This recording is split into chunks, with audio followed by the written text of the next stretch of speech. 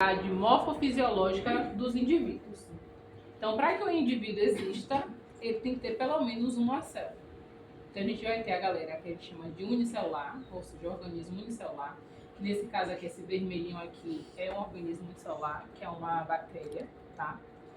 Ela é um procarioto. Quando eu falo que ela é um procarioto, quer dizer que o material genético dela não está dentro de um núcleo, ou seja, não está protegido, e sim disperso no citoplasma. E o que é um citoplasma? É um material gelatinoso que é composto mais ou menos de 80% de água. E para que serve o citoplasma? Ele serve para que toda a reação química metabólica que aconteça dentro da célula seja regulada essa temperatura, tá? Então, eu posso ter, por exemplo, um eucarioto unicelular? Posso. Então, por exemplo, as algas, os fungos, eles são organismos eucariontes e são unicelulares. O que é um organismo eucarionte? Quer dizer que esse indivíduo ele vai ter uma membrana plasmática junto com o núcleo e junto com o citoplasma. Então, o núcleo vai fazer o quê? Vai guardar o material genético desse indivíduo. Então, quer dizer que a célula procarionte ela surgiu primeiro. E a eucarionte surgiu depois. Como é que foi que surgiu essa célula eucarionte? Por uma invaginação, ou seja, uma fusão de duas células. Então, tinha lá duas células procariontes, elas simplesmente foram lá e se juntaram. Lembra daquela parte de teoria do conjunto que vocês estudaram há milhões de anos lá em matemática? Da união de alguma coisa? Então, um conjunto A com um conjunto B. Então, nessa intersecção, o que antes era a membrana plasmática de um virou um núcleo. Tanto que o núcleo e a membrana plasmática elas têm uma fisiologia muito parecida, tá? Bem, então o Robert Hooke, como vocês estão vendo aqui no slide, foi quem descobriu, entre aspas, né, a célula. Por quê? Essa célula ela já existia. Só que... Tem alguém ouvindo alguma coisa aí? Ah, tá pronto. O que acontece? Quando ele descobriu, ele observou uma cortiça, ou seja, ele pegou lá um pedaço de madeira que estava naquela rolha do vinho, fez um corte muito fininho, que a gente chama de corte histológico, e levou no microscópio rudimentar. E a partir desse microscópio rudimentar, ele não observou uma célula, e sim a parede celular. Então, na parte, né, quando a gente vai estudar célula eucarionte, que a gente tem célula animal e vegetal, que são essas duas aqui, ó. Essa daqui é vegetal, verdinha, e essa aqui é animal. Nós temos, então, uma diferença de uma para outra. Que na célula animal a gente não vai ter parede celular. E na célula vegetal a gente vai ter. Por quê? Porque o controle de água entre uma célula animal e vegetal vai ser diferente. Então, por exemplo, nós, quando para a parte da sede, a gente para de tomar água. A planta não. Ela está sempre pegando por sua raiz água. Então, ela vai precisar dessa parede celular, que é feita de celulose, que é uma outra coisa que vai cair na prova de vocês, que é a parte dos carboidratos. Então, um carboidrato ele pode ser dividido em monossacarídeo, disacarídeo, oligosacarídeo e polissacarídeo. Então, a celulose ele é um polissacarídeo. E por que ele tem esse nome? Porque ele vai ser uma estrutura, a celulose, que ela vai ter um monte de glicose e ela simplesmente vai ser insolúvel em água. Mas a gente vai ver isso um pouco mais pra frente, tá? Então, o que é um pressuposto? Quer dizer que são checklists, vamos dizer assim, que a célula precisa ter, ou o organismo precisa ter, para que a gente possa chamar ele, vamos dizer assim, de organismo. Então, a teoria celular, ela tem 3 leis básicas, tá? Então, que todo ser vivo é formado por suas células, ou as suas estruturas derivadas dela. Lembrando que os vírus, eles não são organismos, porque eles simplesmente não vão ter célula, tá? Ele pode ter um núcleo capsídeo ali, mas ele não vai ser considerado um organismo. Aí a gente chama isso de partícula infectante, por isso que ele vai precisar de uma célula para ele poder se reproduzir, na verdade se replicar, não é nem se reproduzir, se replicar. Como eu falei para vocês, são unidades morfofisiológicas desse ser vivo. Então quer dizer que a morfologia é o quê? Forma daquele indivíduo. Então, se a gente tem essa forma que a gente tem, é porque as nossas células vão formar os tecidos que vocês estavam apresentando esse conteúdo na semana retrasada, né? E vai dar forma a esse organismo. E uma célula precisa se originar a partir de outra. Então, por exemplo, eu até fiz essa pergunta para vocês quando a gente começou a falar sobre esse assunto. que nós somos originados de duas células. Então, o espermatozoide é uma célula gamética, o óvulo é uma célula gamética. Quando tem a fusão desses dois indivíduos, dessas duas células, a gente vai ter um indivíduo que a gente chama de zigoto. Esse zigoto ele vai se dividir, se multiplicar, até que ele tenha a forma da gente. E depois de 9 meses, sai da barriga da mãe da gente e continua crescendo, tá? Bem, essa parte da teoria simbiótica não vai cair, que eu falei para vocês. Então, a gente tem que focar no quê? Quais são as diferenças nas células. Então, por exemplo, o procarionte não tem núcleo. Então, o que ela vai ter de comum com a célula eucarionte? Membrana plasmática e citoplasma. Ela não vai ter núcleo. Onde é que o material genético dela está? Disperso no citoplasma. Se vocês olharem, entre essas células, né, a célula procarionte e a célula animal e vegetal, a gente vai ter uma complexidade. Se vocês olharem, a gente tem organelas. Então, essa parte colorida, rosa, azul, alaranjada com verde, são organelas. E cada organela ela simplesmente tem uma função dentro da célula. A gente não viu todas as organelas, na verdade a gente viu, né? Todas as organelas, mas essa parte de organela não vai cair. É mais para vocês saberem exatamente, por exemplo, um organismo procarionte, bactéria, só tem ele. Então, dos 5 reinos que a gente tem, que é o Monera, que são a galera da bactéria, aí Fungi, que é fungo, Animalia, que é nós, né? Vegetal, que são as plantas, e os protoclitistas, que são os protozoários e as algas. Fora o reino Monera, todo mundo aqui é eucarionte. Então, o único reino que tem a galera procarionte são as bactérias. Então, o único ser que vai ser procarionte vai ser a bactéria que está ali. Ela tem até um flagelozinho e aquela partezinha ali parecendo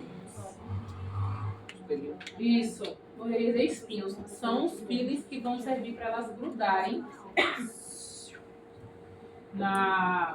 no corpo de outra bactéria, então no corpo da gente, tá? Então a complexidade é uma diferença, ou seja, onde está o material genético, que vai ser no núcleo, vai ser outra diferença, tá?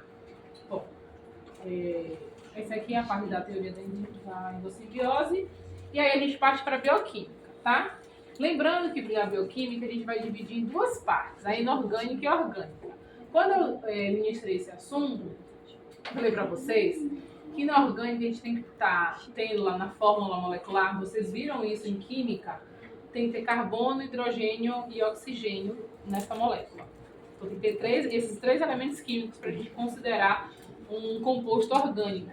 Então, por exemplo, a glicose, C6H12O6. Então tem carbono, hidrogênio e oxigênio. A água, H e O. Pronto, ela não é orgânica, ela precisa ter isso. Quem são as moléculas orgânicas? Glicose, que é um carboidrato, lipídio, proteína, o nosso ácido nucleico. E o que é inorgânico? Só água e sais minerais, tá?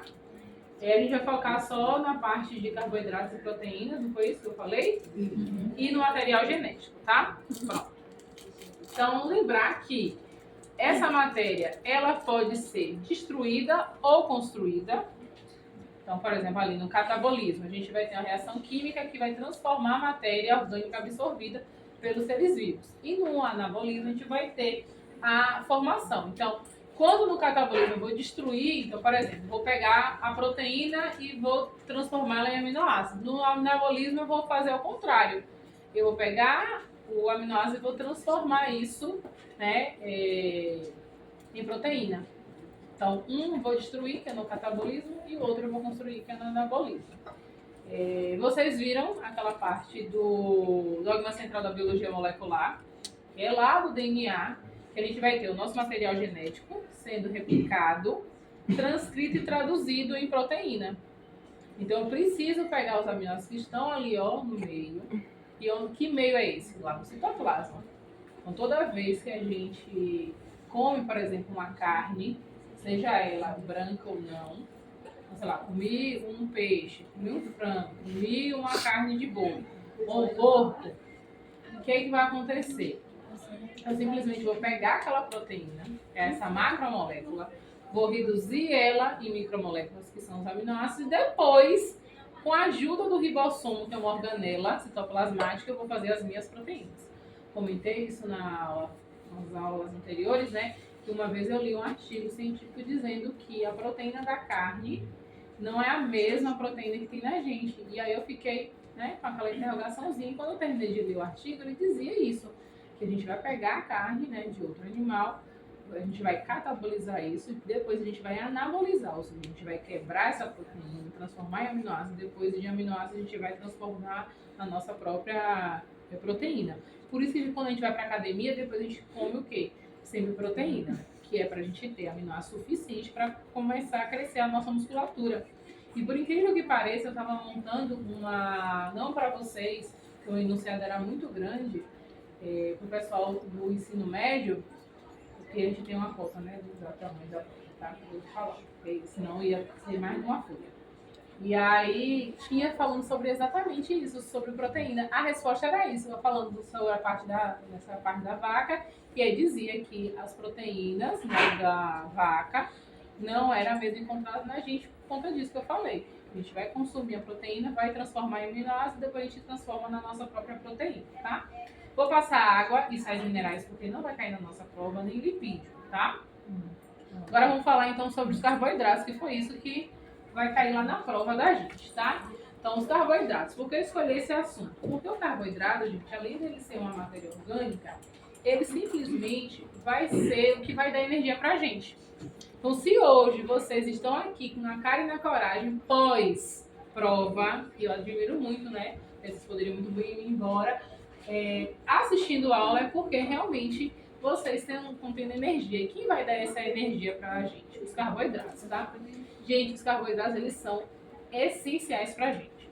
Então, como é que o nosso corpo ele vai consumir essa parte das energias? Primeiro os carboidratos, depois os lipídios e depois as proteínas, tá? Então, é nessa ordem que acontece. Tanto que se a gente quiser emagrecer, a gente vai reduzir a quantidade de carboidrato para forçar o nosso corpo a queimar lipídio. E se a gente continuar não tendo mais reserva nem de carboidrato nem de lipídio, a gente vai para a proteína, que vai ser a última reserva energética que a gente vai ter, tá? Bom, então eles podem ser chamados de glicídios, hidratos de carbono ou açúcares, tá? Eles vão ser, como eu falei para vocês, as moléculas que vão fornecer energia para as reações metabólicas. Então, se o metabolismo da gente está acontecendo, e quando eu falo de metabolismo, eu estou falando de respiração celular, eu estou falando de reposição de tecido, ou seja, de regeneração de células, eu estou falando de formação, por exemplo, de outras proteínas.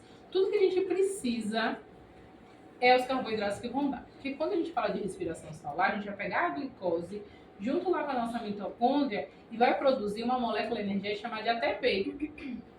Esse ATP é como se fosse o dinheiro da gente. Todo mundo aqui não trabalha? Então, quando vocês terminam um mês lá, no final do mês, sei lá, até dia 5, vocês não ganham um dinheirinho? Pronto, basicamente acontece no nosso corpo.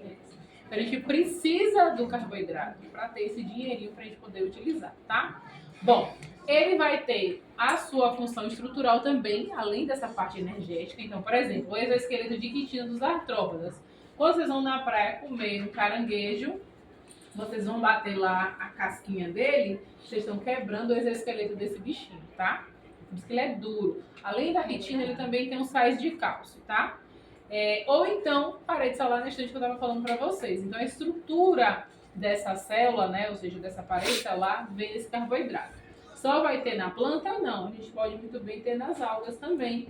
E a gente também pode ter na parede celular dos frutos. Normalmente, organismos que não têm muito contato com a água, eles simplesmente vão ter parede celular. Por quê? Porque ela simplesmente vai segurar aquela célula para ela não se tornar túrgida. O que é túrgida? Inchada. Porque se ela estiver inchada, ela faz que nem a gente fala, né? Ela poca. Tá? Ela não pode pocar. Porque se a gente tiver uma célula pocada, ela simplesmente vai morrer e todos os componentes dessa célula vão extravasar. E aí ela simplesmente não vai ter mais a sua função. Lembra que a célula é o quê? Unidade morfofisiológica do organismo. Então, se eu tenho essa célula focada, já era. E se eu for um ser unicelular, focou, já era, tá? Como eu falei para vocês, vão ser constituídos por carbono, hidrogênio e oxigênio, tá? Essa é a fórmula molecular. dele. CHO, e aí pode ter um N no finalzinho, porque esse N, lembra da incógnita? Se eu colocar, por exemplo, 6, aí vai ficar C6, H12O6. A gente vai ter essa fórmula molecular dele, tá? Bom, os carboidratos, eles vão ser divididos em monossacarídeos, oligo ou poli, ou disacarídeos também, tá? Antigamente era 2 só. Mas tem alguns carboidratos que vão ser formados por 3, por 4, então eles trocaram a nomenclatura para ser oligo. Oligo quer dizer pouco, tá? Os monossacarídeos, eles são muito mais fáceis de a gente encontrar e absorver no nosso corpo. Então, ó, monossacarídeos, carboidratos simples formados apenas por uma molécula, como a glicose, frutose e a galactose. E o exemplo clássico, além da glicose, é a ribose e a desoxirribose. Vocês lembram de quem são esses açúcares? Sim, RNA, DNA. Pronto, é ribose de RNA e desoxirribose do DNA. Olha lá o R e o D, tá? E uma coisa interessante, se ele é uma molécula só, ele não sofre hidrólise. O povo para de conversar, tá? Não sofre hidrólise. Lise quer dizer quebra, hidro quer dizer água. Então, os monossacarídeos, eles não vão sofrer quebra pela água. Você pode muito bem pegar e romper a ligação entre esses elementos químicos, tá? Então, por exemplo, a molécula da glicose, C6, H12O6. Eu posso muito bem separar esse carbono, esse hidrogênio e oxigênio. Mas a molécula da glicose, quando ela está formadinha lá, bonitinha, ela não sofre hidrólise. Quer dizer que eu não vou partir essa molécula ao meio, tá? Quando ela vai para a fermentação ou para a respiração celular, que é uma outra coisa, a gente vai produzir 2 ácidos que a gente chama de ácido pirúvico. Mas isso aí é outra história, vocês vão ver isso depois, tá? Bom, então como eu falei para vocês, não sofre hidrólise, então que é a quebra da molécula, né, da água, desse carboidrato com auxílio da água. E eles podem apresentar um número diferente de átomos. Então, triose, quer dizer que ele tem 3 carbonos ali. C3H6O3. Pentose, 5. Hexose, 6, que é o caso da glicose, tá? Então, a gente vai ter esses carbonos aí sendo compostos, né, desse carboidrato. Isso é chamado de carboidrato. Carbono e carboidrato, tá? E lembrando que o carbono, ele faz 4 ligações. Lembram disso? Vocês viram agora em química. Tá? Então, para ele ficar estável, ele precisa ter 4 elementos ali. Bom, aí depois dos monossacarídeos, a gente vai ter os oligosacarídeos. Que, como eu falei para vocês, antes eram de 2, 3, aí hoje eles simplesmente foram lá e padronizaram, vamos dizer assim, a nomenclatura. Então, oligo quer dizer que vai de 2 até 10. A partir de 10, a gente vai chamar eles de polissacarídeos. Aí, aqui sim, nos oligos, eu posso muito bem ter, por exemplo, um disacarídeo e aí eu separar ele. Então, por exemplo, sacarose é formado por 2 monossacarídeos, tá? E a gente chama isso de monômeros, tá? Então, monômero de carboidrato, um peptídeo, que vai ser, por exemplo, um aminoácido, assim vai, tá? Bom, então ele é formado pela união de 2 ou mais monossacarídeos. Quais são os principais que a gente tem? Sacarose, lactose e maltose. A galera aí que é intolerante à lactose... Eu tô passando mal. Por quê? Por causa do leite. Ah, minha filha, o bicho mais teimoso do mundo é intolerante à lactose. A minha barriga. Eu bem sei disso. Então, na sacarose a gente vai ter, então, a glicose é a frutose, açúcar abundante nos vegetais, cana-de-açúcar. Quem não gosta de tomar um caldo de cana. A lactose, glicose mais a galactose é o açúcar do leite. E esse açúcar é o que, na verdade, é a enzima lactase, né?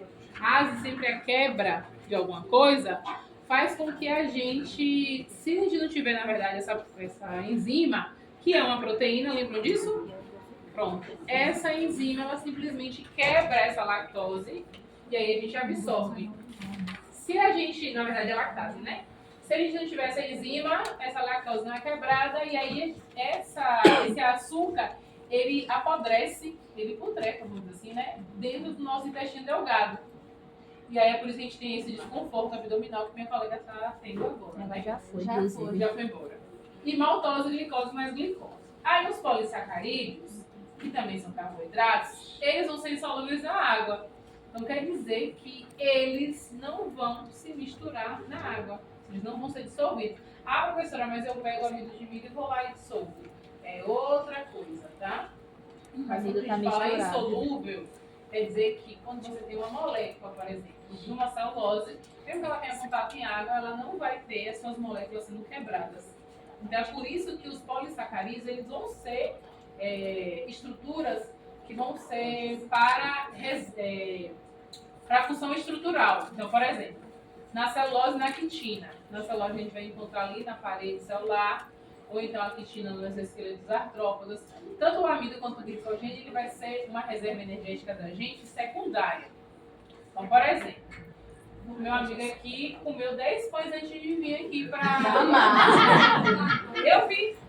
E ainda tinha queijo e presunto. O que acontece? Ele vai estar com a hiperglicemia. O que é isso? Quer dizer que ele vai estar cheio de glicose no sangue. Não pode. Aí a gente vai ter um hormônio chamado insulina, que vai pegar esse excesso de glicose, compactar, e aí vai transformar em glicogênio e armazenar lá no fígado, ou na musculatura da gente. Aí, meia-noite, essa criatura aqui já vai estar com fome. Pois é. E aí, o glicogênio que estava lá no fígado vai ser transformado em glicose através de um hormônio chamado de glucagon. Então, tanto a insulina quanto o glucagon eles vão fazer essa parte. Um vai compactar a glicose e formar glicogênio, o outro vai descompactar. A galera brinca mais, sabe que significa um enrale, como a gente compactava as coisinhas no computador. É basicamente o que o nosso corpo faz, tá? Sabe? Eu não, minha boca me contou. Nem sei o que é isso. Bom, são formados então pela união de inúmeras moléculas mais simples, que a gente chama de monômeros, tá? Então, monômero quer dizer que é um carboidrato simples. 2, 3, 4, 5, 6, 10. Oligosacarídeos. 11, 12, 13 polissacarídeos, tá? Bom, eles são, como eu falei para vocês, são insolúveis em água. E aí a gente vai ter o amido como reserva energética dos vegetais. E eles podem ser encontrados aonde? Na semente, na raiz, nos caules. Então, quando vocês comem aí a batata doce, o inhame, o aipim, é tudo uma raiz. Tá cheio de amido, tá? E tem baixo... Por isso que o povo fala assim, que ele é o baixo teor glicêmico. Porque ele tem pouca glicose dissolvida. Então, ele já vai diretamente para a reserva energética da gente, tá? Então, é por isso que a galera come frango com batata doce depois que volta da academia.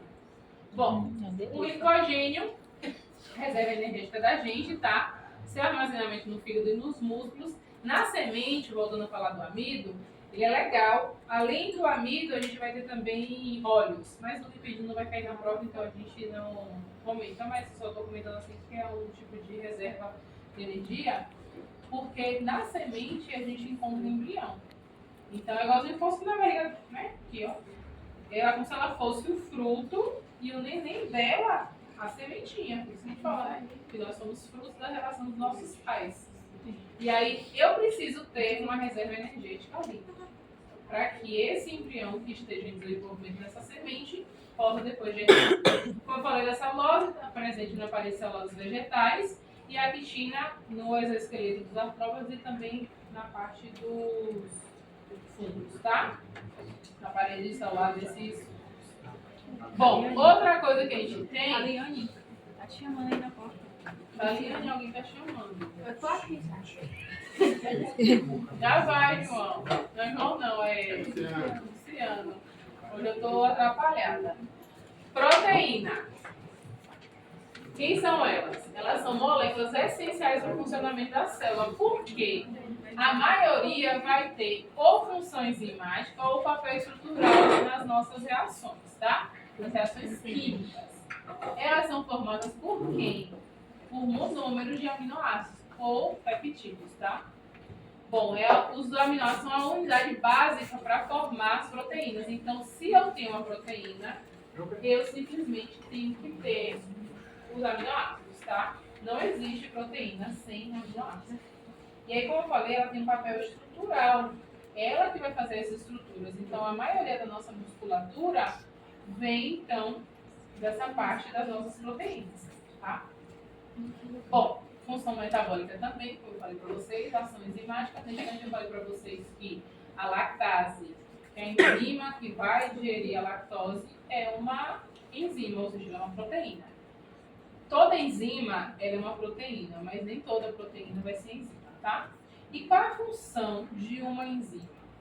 Vocês lembram o exemplo, né, que eu falei para vocês? Metade da célula vai subir para a pé, metade da célula vai subir de carro. O carro é ação enzimática, é uma enzima, ou seja, quer dizer que ele vai levar a gente lá para cima, né? Subir para cima, como diz o povo, mais rápido do que a galera vai de a pé. Eu vou de carro, tá, gente? Eu sou uma senhora. Aí eu e Dona Angélica, as mais novas da sala. O que acontece? Quando a gente fala de ação enzimática, quer dizer que ela vai acelerar a velocidade de uma determinada reação, só que ela vai ter um gasto energético menor. Você já deve ter ouvido falar sobre catalisadores biológicos, ou só catalisador nessa parte de química. Então, o que é um catalisador? Ele simplesmente vai acelerar uma reação química, porém não vai gastar tanta energia. Tá? Isso, pra gente, energia é ouro. Outra coisa que as proteínas vão fazer vão ser os anticorpos. Então, toda vez que a gente tem contato com um corpo estranho, que a gente chama de um patógeno, ele simplesmente vai ser identificado. E se ele for legal, ok. Se não, o nosso corpo, ele simplesmente vai, os nossos leucócitos, que são as células, né, de defesa, a galera que falou sobre o tecido sanguíneo falou sobre isso, simplesmente vão produzir os anticorpos. E os anticorpos, eles são o quê? Células de defesa. Uma vez que eu produzo um anticorpo, eu simplesmente vou ter aquela memória dele. Óbvio que, a depender do patógeno, possa ser que a gente tenha anticorpos de longa duração ou de baixa. Então, por exemplo, o vírus da gripe, já que ele é feito de RNA, né? Ele simplesmente vai ter todo ano, porque ele vai ser mutado, né? Então todo ano a gente vai precisar tomar a vacina contra a gripe. Mas o tétano, por exemplo, a gente precisa tomar de 10 em 10 anos. Então quer dizer que nós temos uma memória muito mais longa. Por isso que na Covid-19 a gente teve que tomar 3 doses, porque a gente precisava garantir essa memória imunológica, tá? Bom, todo aminoácido ele vai ter uma conformação. Ou seja, ele vai ter um grupo carboxila, um grupo amina e o seu radical. Vou mostrar aqui para vocês, depois eu volto para falar sobre isso, tá? De essencial e não essencial. Então tá aqui, ó. Isso aqui é a conformação então, de um aminoácido.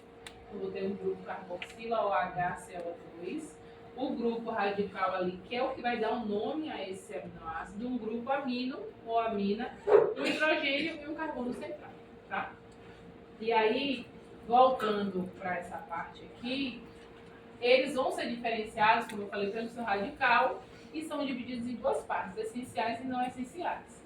O não essencial quer dizer que a gente vai produzir, e isso a gente vai produzir pouco. A maioria dos aminoácidos a gente precisa consumir, ou seja, ingerir na nossa alimentação. Por isso que quando vem aquela polêmica da galera ser vegana, mas vai ficar fraco, não sei o que. Porque a gente acha que só aminoácido vem da proteína animal, mas a gente tem proteína vegetal. Óbvio que a gente não vai conseguir, na verdade, digerir tanta proteína assim vegetal. Por isso que a gente precisa de diversas fontes proteicas, tá? Bom, aqui tá os não essenciais e essenciais. Aí tem é maravilhoso, porque tem na prova de vocês para vocês completarem. Não. Mentira. Hã? Não creio. É parceria aqui agora. É brincadeira, eu nunca vi. Ah, Já pensou vocês declararem 20 aminoácidos? Glicerina, serina, nem eu sei isso tudo de cabeça do mais. e é? Toda vez, ó. Toda vez, até que o Enem cobrou sobre mutação lá na parte de fabricar uma proteína. Ele deu o código genético, disse onde ia ser a mutação. E aí ia perguntar quantos aminoácidos ia formar cada proteína. né? Na verdade, quantas proteínas, né, de um determinado aminoácido. Ele deu essa tabela. Ninguém é doido pra decorando esse nome dele. E aí, mas vocês podem escolher o nome da filha de vocês. Entendeu? Aí, ó, é menino ou menina? Ah, então. Não tem. Tem ali, trem Pode ser gritando. Aí, isoleucina, leucina. Mais Isoleucina. Valina, valina, podia ser valina. E aí? Ó, bora parar de graça, ó. O que acontece? Quando a gente começou a falar sobre codificação do material genético, eu falei para vocês que a gente vai ter um códon de início, que é a metionina.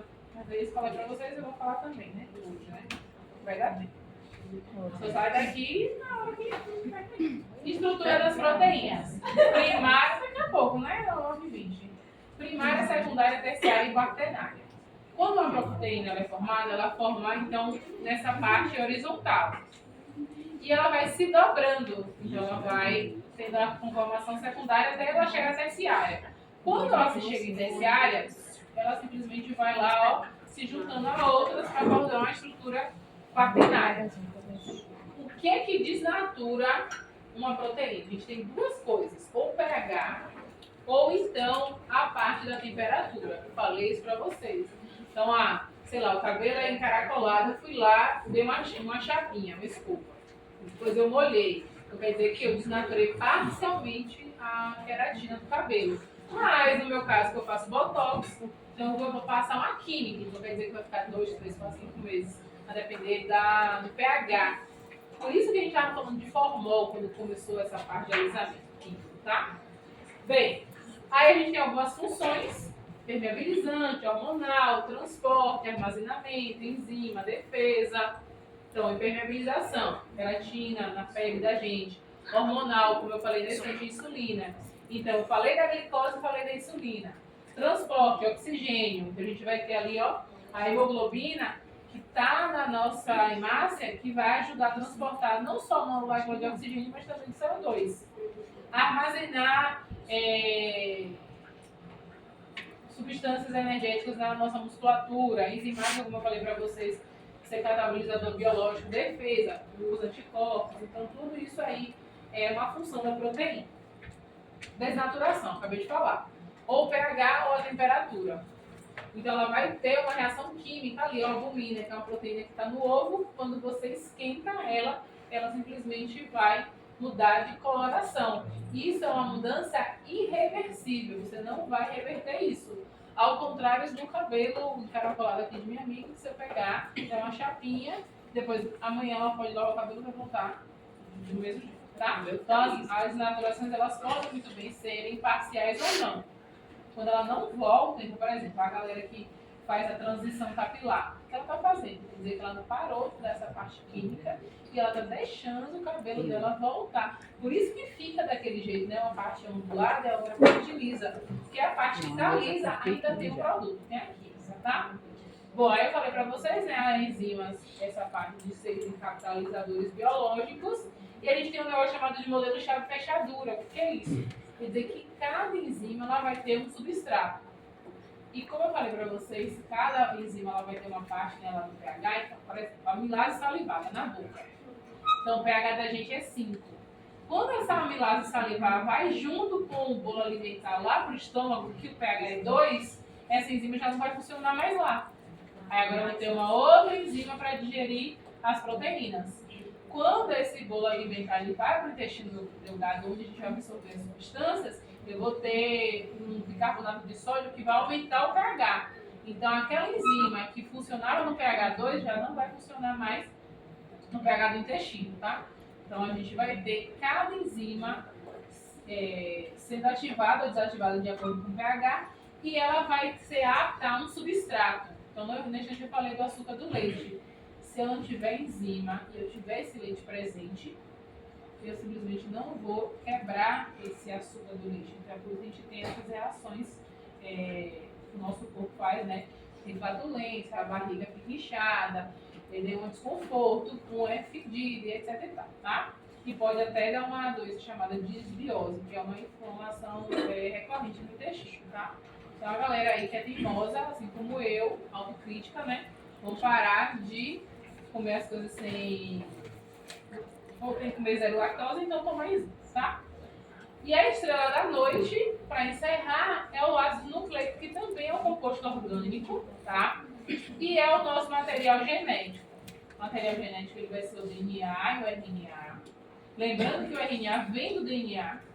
Então, tem lá o DNA que ele pode ser transcrito e traduzido. Então, ele vai ser transcrito em RNA mensageiro e depois ele vai ser traduzido em proteína, tá? Lembram disso da aula? Pronto. Então, DNA a gente chama ele de ácido desoxirribonucleico. Ele é responsável por quê? Pelas atividades celulares, fabricação de proteína e multiplicação celular. O DNA ele contém, gente, as nossas informações hereditárias. Então, se eu olho para vocês e vejo todas as características que, entre aspas, eu vou chamar de fenótipo, porque o fenótipo não é só o que a gente enxerga, né? Mas são diversas coisas, uma expressão, na verdade, do nosso material genético, ou seja, o DNA. Então, ele que vai dar essa característica. É isso que a gente vai passar de herança genética. Ah, meu avô tem olho azul. Eu tenho olho azul por causa do meu avô. Então, por exemplo, Dona Angélica tem olho azul. O filho dela não teve. Eu tenho por causa da minha avó. Pronto. Aí quer dizer que o alelo dominante do pai dele, que dominou. Porém, ele vai ter um alelo recessivo para o olho azul. Quando ele casar com outra pessoa, que tenha também essa parte, né, de um olho ou claro, ou então, sei lá, marrom, mas quem tem esse alelo recessivo, ele vai ter, por exemplo, 25% de chance de ter um filho com um olho claro, tá? Não necessariamente azul.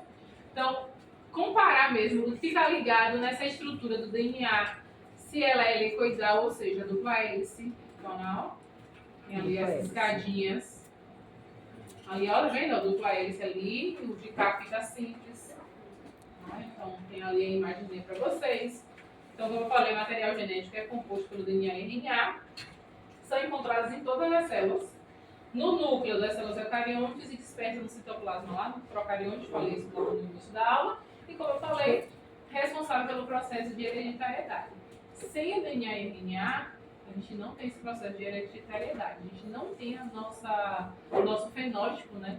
Nossas características sendo expressas. E de que são formados o nosso material genético, tá? Eles vão ser formados por essa parte dos nucleotídeos.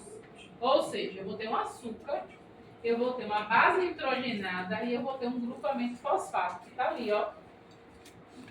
Então, o amarelinho é o grupamento fosfato, que ele vai estar idêntico nos dois. Então, tanto eu vou ter um grupo fosfato igual no DNA como no RNA. E eu vou ter mudança de pares de base no DNA e no RNA. E a pentose também vai ser diferente. Então, enquanto a pentose do DNA é desoxirribose, no RNA é ribose. Quais são as bases do DNA? Adenina, timina, citosina e guanina. Lá no RNA é adenina, uracila, guanina e citosina. Então, o que vai variar é isso. Então, de novo, adenina, timina, guanina e citosina no DNA. E uracila e adenina, timina e citosina no RNA. Tá? Pois é. Tem que decorar essa parte. Então, como eu falei, é um grupamento fosfato, um açúcar e uma base nitrogenada. Vai ser aberto aí. Se eu... A aberta vai ser aquela para encher a tabela. Se eu tirar um grupamento fosfato, eu vou ter um nucleosídeo, tá? Então, o nucleotídeo ele pode ser quebrado se ele perder o fósforo. E por que esse fósforo ele pode ser perdido? Porque o fósforo é uma molécula energética. Lembra que eu falei do ATP? Então, aqui também ele é uma molécula energética, tá? Bom, já falei isso aqui, né? Do mitose. Acabou, não? Não, gente, calma. Fala, minha Nossa Senhora. Mas é coisa, viu? DNA, já falei essa parte aqui, ó. Adenina, timina, citosina e guanina. Dupla hélice, tá ali, tá? E as propriedades do material genético. replicação e transcrição do DNA. Então, ele pode ser replicado. O que é replicado? Quer dizer que a gente vai ter uma cópia dele. E essa cópia é chamada de semi-conservativa. Quer dizer que, para fabricar uma nova cópia, 50% dessa cópia vai ser da mãe. Tá? É igual a gente. Nós temos 50% dos nossos pais e 50% da nossa mãe. Nós somos uma replicação dos nossos pais. Tá? E o que é a transcrição? Quer dizer que eu vou pegar esse DNA e vou fabricar ele no RNA mensageiro. Que depois vai ser lido e traduzido em uma proteína. Tá? Vou mostrar logo isso aqui. Tá vendo? Ó, DNA. Essa fita rosa é a fita nova, sendo que ela vai ficar uma parte 50% rosa e 50% verde. Bom, o RNA, ele vem então da transcrição desse DNA e ele sai do núcleo e vai lá para o citoplasma. E por que ele vai para o citoplasma? Porque é lá onde a gente vai encontrar os aminoácidos. E nós temos 3 tipos de RNA. Mensageiro, que vem logo do DNA, transportador e ribossomo. O mensageiro ele tem a mensagem do que vai fazer a proteína. O transportador ele vai transportar os aminoácidos por da conversão. E o ribossomo ele vai ajudar o ribossomo a traduzir esse RNA, tá? Trazer até o final do ano. E aí, essa parte aqui da transcrição que eu falei para vocês, ó. Tem um núcleo ali, o material genético. Ele é transcrito. Na verdade, o RNA né, vai ser transcrito a partir desse DNA. Eu pego qualquer fita. Depois eu vou ter ali o RNA mensageiro. E ele vai ser exportado para o citoplasma. No citoplasma, agora eu vou ter eles tendo produzido uma cadeia polipeptídica. Poli quer dizer muito, peptídeo quer dizer aminoácido. Quer dizer que eu vou fabricar aqui uma proteína, tá? Você tem proteína com 10, 15, 20, 30 aminoácidos de acordo com o RNA mensageiro. Beleza? A gente já viu essa parte de transcrição também. Tá? Então, ali, o DNA abriu, RNA foi feito, transcreveu um polipeptídeo. Isso aqui não vai cair, não, tá? Graças. Síntese proteica é o que eu falei para vocês agora. A partir do momento que eu tenho RNA mensageiro, ele sai do citoplasma, ele sai do núcleo e vai para o citoplasma, ele vai ser então traduzido em uma proteína. Esse bichinho aqui, lilás e rosinha, é o chamado de ribossomo. Ele tem 2 subunidades, uma maior e uma menor. Então ele vai ler que nem aquela parte do código lá do supermercado. E cada um dos bichinhos dali vai ser um aminoácido. Tá vendo ali, ó? Aquele negocinho azul aqui, ó. Isso, obrigada. Cada negocinho azul desse vai ser o RNA transportador, que ele tem uma bolinha que é o aminoácido. Ele vai se juntando ali para sair a cadeia polipeptídica, tá? Aí a gente tem isso aqui. E tá. Podem ir pra cá. Beijo, já vou usar. Vai ser em dupla. Vai, com certeza. Estou aqui. Mas vai ficar até que dia de dezembro aqui? Até todo dezembro.